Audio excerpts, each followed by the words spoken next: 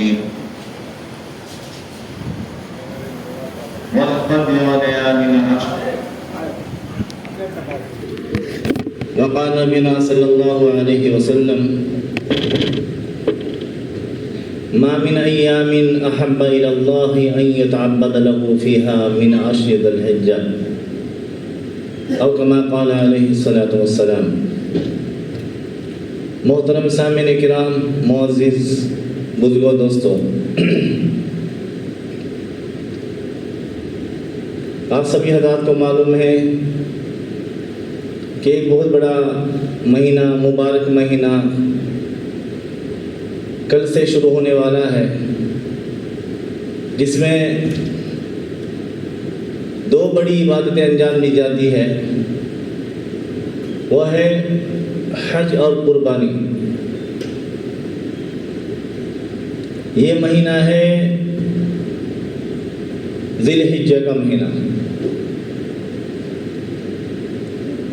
قمری مہینوں میں یعنی اسلامی مہینوں میں یہ مہینہ 12واں مہینہ ہے، اور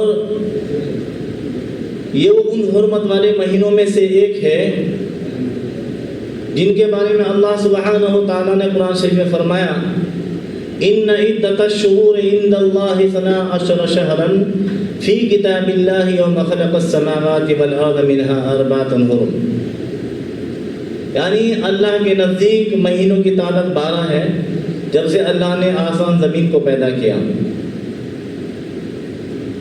لیکن ان 12 مہینوں میں 4 مہینے 4 حرم منها 4 حرم، 4 مہینے بڑے حرمت والے ہیں۔ تو وہ 4 مہینے کون سے ہیں؟ وہ 4 مہینے محرم، رجب، ذوالقعدہ، ذی الحجہ۔ تو ان میں سے ایک مہینہ ذوالحجہ کا مہینہ ہے۔ آگے اللہ سبحانہ وتعالیٰ فرماتا ہے فَلَا تَظْلِمُوا فِيهِنَّ أَنفُسَكُمْ، جب ان مبارک مہینوں کو پاؤ، حرمت والے مہینوں کو، تو اپنے نفس پر ظلم مت کرو، یعنی گناہ مت کرو۔ تو ذوالحجہ کا جو مہینہ ہے یہ مہینہ حرمت والا مہینہ ہے، اور میں نے خطبے کے آغاز میں جو سورہ فجر کی دو پہلی ابتدائی آیتیں تلاوت کی ہے والفجر ولیال عشر، اللہ سبحانہ و تعالیٰ نے اس سورہ کی ان 2 آیتوں میں قسم کھائی ہے، فرمایا والفجر، قسم فجر کی، ولیال عشر، اور قسم 10 راتوں کی۔ تو ان 10 راتوں سے مراد اس ماہ ذی الحجہ کی 10 راتیں ہیں۔ تو ذی الحجہ کا مہینہ ہے، اس کی پہلے عشرے کی 10 راتیں ہیں۔ تو دیکھیے جن 10 راتوں کے اللہ سبحانہ و تعالی قسم کھا رہا ہے وہ کتنی حرمت والی رات ہوگی، کتنے حرمت والے ایام ہوں گے، وہ 10 دن۔ اور آپ صلی اللہ علیہ وسلم نے فرمایا یعدل صیام کل یوم منها بصیام سنۃ، کہ 10 ذی الحجہ کا ایک دن کا روزہ 1 سال کے روزے کے برابر ہے۔ یعدل صیام کل یوم منها بصیام سنۃ وقیام کل لیلۃ منها بقیام لیلۃ القدر، اور ایک رات کی عبادت لیلۃ القدر کی عبادت کی برابر ہے۔ دیکھیے اگر کوئی ایک دن روزہ رکھتا ہے تو اس کو 1 سال روزہ رکھنے کی برابر ثواب ملتا ہے۔ کتنا بڑا اجر اللہ سبحانہ و تعالیٰ نے رکھا ہے اسے۔ اور اگر 1 رات عبادت کرتا ہے تو اس کو شب قدر کی برابر، لیلۃ القدر کی برابر ثواب ملتا ہے۔ لیلۃ القدر میں کتنا ثواب ملتا ہے؟ 1000 مہینوں کا، 83 برس عبادت کرنے کا۔ تو اتنا ثواب اللہ سبحانہ و تعالیٰ جو ذی الحجہ کی رات میں عبادت کرتا ہے اس کو عطا کرتا ہے۔ تو اتنے مبارک ایام ہیں آپ صلی اللہ علیہ وسلم نے فرمایا ما من ایام احب الی اللہ ان یتعبد له فیہا من عشر ذی الحجہ، کہ اللہ کے نزدیک تمام دنوں میں، سال میں جتنے بھی دن ہیں، تمام دنوں میں سب سے زیادہ پسندیدہ دن، محبوب دن عبادت کے لیے اللہ کے نزدیک عشر ذی الحجہ کے دن ہے۔ تو اتنا مبارک مہینہ ہے محترم بزرگوں دوستوں، اور یہ مبارک مہینہ ہے جس میں حضرت موسیٰ علیہ السلام کی پیدائش ہوئی۔ اس کے پہلے عشر میں حضرت موسیٰ علیہ السلام کی پیدائش ہوئی، حضرت عیسیٰ علیہ السلام کی پیدائش ہوئی، اور یہی نہیں، حضرت یونس علیہ السلام جن کا ذکر اللہ سبحانہ و تعالیٰ سورہ صافات میں فرماتے ہیں وَإِنَّ يُونُسَ لَمِنَ الْمُرْسَلِينَ، کہ تحقیق یونس علیہ السلام اللہ کے رسولوں میں سے۔ تو حضرت یونس علیہ السلام کی توبہ کو اللہ سبحانہ و تعالیٰ نے اسی عشر ذی الحجہ کے پہلے عشر میں، ذی الحجہ کے پہلے عشر میں توبہ کو قبول کیا اور ان کو مچھلی کے پیٹ سے نجات دلائی۔ واقعہ اس طرح سے ہے کہ جب آپ کی قوم خوب نافرمانی کرنے لگی، آپ ان کو اللہ کی طرف دعوت دیتے تھے، لیکن یہ لوگ شرک سے باز نہیں آئے، گناہوں سے باز نہیں آئے، تو حضرت یونس علیہ السلام ان سے بیزار ہو کر اپنی قوم سے کہہ کر روانہ ہو گئے کہ اب 3 دن کے اندر آپ پر اللہ کا عذاب آئے گا۔ اب آپ یہ فرما کر اپنی قوم کو چھوڑ کر روانہ، لیکن ان لوگوں پر عذاب نہیں آیا، کیونکہ یہ سمجھ گئے تھے کہ نبی کی جو بد دعا ہوتی ہے وہ ضرور قبول ہوتی ہے۔ اسی لیے انہوں نے کیا کیا، اپنے بچوں کو، عورتوں کو، جانوروں کو لے کر یہ شہر سے باہر چلے گئے، اور وہاں جا کر اللہ سے توبہ استغفار کرنے لگے، تو اللہ نے اس عذاب کو ٹال دیا۔ اس کے بعد یونس علیہ السلام کو معلوم ہوا کہ ان پر عذاب نہیں آیا، تو آپ نے سوچا کہ میں واپس جاؤں گا تو یہ لوگ مجھے جھٹلائیں گے، اس لیے آپ نے فیصلہ کیا کہ میں یہاں سے دور چلا جاتا ہوں۔ تو آپ دریا کے کنارے پہنچے، ایک کشتی بھری ہوئی تھی، اس طرح قرآن میں کہتا ہے اِذْ أَبَقَ إِلَى الْفُلْكِ الْمَشْحُونِ، جب آپ بھاگے پہنچے بھری ہوئی کشتی کے پاس، تو آپ اس کشتی میں سوار ہو گئے، لیکن یہ کشتی زیادہ لوگوں کی وجہ سے دریا میں چکرانے لگی، چکر کھانے لگی، یعنی جس طرح ڈوبنے لگتی اس طرح ہونے لگی۔ اب لوگوں نے فیصلہ کیا کہ ایک ہی راستہ ہے اس کو ڈوبنے سے بچانے کے لیے، کہ ہم میں سے کسی کو دریا میں ڈال دیا جائے تاکہ کشتی کا وزن کم ہو جائے، کشتی بچ جائے۔ اب ڈالے تو کس کو ڈالے؟ کوئی بھی تیار نہیں۔ پھر یہ فیصلہ ہوا کہ پورے ڈالے جائیں گے، جس کا بھی نام آئے گا اسی کو دریا میں ڈال دیا جائے گا۔ تو جب پورے ڈالے گئے تو پورے میں ہر بار حضرت یونس علیہ السلام کا نام آیا۔ قرآن کہتا ہے فَسَاهَمَ فَكَانَ مِنَ الْمُدْحَضِينَ، کہ آپ کا نام آیا، آپ خطاوار تھے، جب پورے ڈالے گئے تو پورے میں آپ کا نام آیا، آپ خطاوار تھے۔ جب دریا میں ڈال دیا گیا، جب پورے میں نام آیا تو آپ کو دریا میں ڈال دیا گیا۔ اب دریا میں ڈال دیا گیا تو مچھلی نے آپ کو نگل لیا۔ قرآن کہتا ہے فَالْتَقَمَهُ الْحُوتُ وَهُوَ مُلِيمٌ، جب مچھلی نے آپ کو نگل لیا، آپ الزام کھائے ہوئے تھے، آپ ملزم تھے، تو آپ نے کیا کیا؟ تصویر پڑھنا شروع کی، لا الہ الا انت سبحانک انی کنت من الظالمین، جس کو ہم بھی جب ہم کوئی پریشانی ہوتی ہے اس تصویر کو پڑھتے ہیں، جس کو دعا یونس بھی کہتے ہیں، تصویر یونس بھی کہتے ہیں۔ تو جب آپ نے پڑھنی شروع کی تو اللہ نے آپ کو مچھلی کے پیٹ سے نجات دیا ہے۔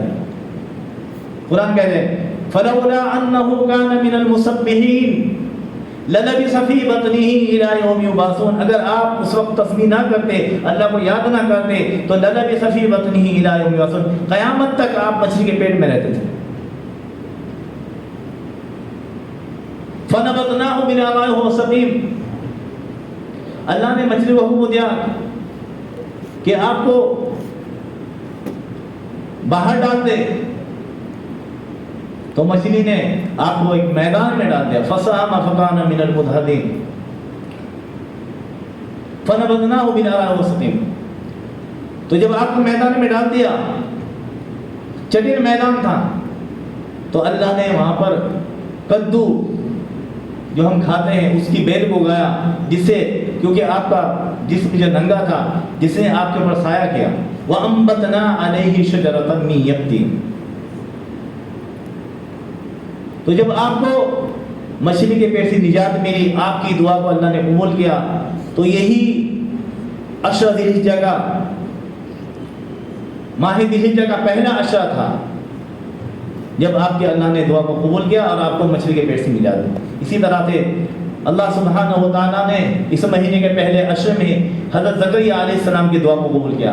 جب حضرت زکریا علیہ السلام نے اولاد کے لیے دعا مانگی، رب انی وہن العظم منی واشتعل الرأس شیبا ولم اکن بدعائک رب شقیا، یا اللہ میں بوڑھا ہو چکا، میری ہڈیاں بوڑھی ہو گئی، میرے سر سے بڑھاپے کا شعلہ نکل رہا ہے، ولم اکن بدعائک رب شقیا، میں تجھ سے مانگ کر کبھی محروم نہیں ہوا، بس مجھے ایک وارث دے دے۔ تو اللہ نے آپ کی دعا کو قبول کیا اور آپ کو خوشخبری سنائی، یا زکریا انا نبشرک بغلام اسمہ یحییٰ ولم نجعل لہ من قبل سمیا، کہ زکریا ہم آپ کو ایک لڑکے کی خوشخبری سناتے ہیں جس کا نام یحییٰ ہوگا، اس سے پہلے ان کا کوئی نام نہیں تھا۔ تو جب آپ کو یہ خوشخبری سنائی گئی، حضرت زکریا علیہ السلام کی دعا کو اللہ نے قبول کیا، تو ذی الحجہ کا یہ پہلا عشرہ تھا، ذی الحجہ کا مہینہ تھا۔ تو یہ اتنا مبارک مہینہ ہے۔ یہی نہیں، جب بنی اسرائیل نے حضرت موسیٰ علیہ السلام سے درخواست کی، کیا درخواست کہ ہم پریشانی میں مبتلا ہیں، اے موسیٰ علیہ السلام ہمیں بڑی پریشانی ہے، آپ ایک کام کیجئے کہ اپنے رب سے ہمارے لیے کوئی آسمان سے ایک شریعت لے کے آئیے، نئی شریعت، نیا دین، ہم اس کے اوپر دل سے عمل کریں گے تاکہ ہماری پریشانی دور ہو جائے، ہم دل سے عمل کریں گے۔ تو اللہ سبحانہ و تعالیٰ نے اپنی اس قوم کی درخواست کو، موسیٰ علیہ السلام نے اپنی اس قوم کی درخواست اللہ کے بارگاہ میں پیش کی کہ اللہ میری قوم کہہ رہی ہے کہ کوئی ان کو شریعت دے دے۔ تو جب اللہ کی بارگاہ میں موسیٰ علیہ السلام نے یہ درخواست کی تو اللہ نے قبول کر لیا، لیکن اللہ نے فرمایا کہ موسیٰ آپ کو ایک کام کرنا ہوگا، آپ کو 30 دن لگاتار مسلسل روزے رکھنے ہوں گے، اور یہی نہیں کوہ طور پر آپ کو اعتکاف میں بیٹھنا ہوگا۔ تو چنانچہ حضرت موسیٰ علیہ السلام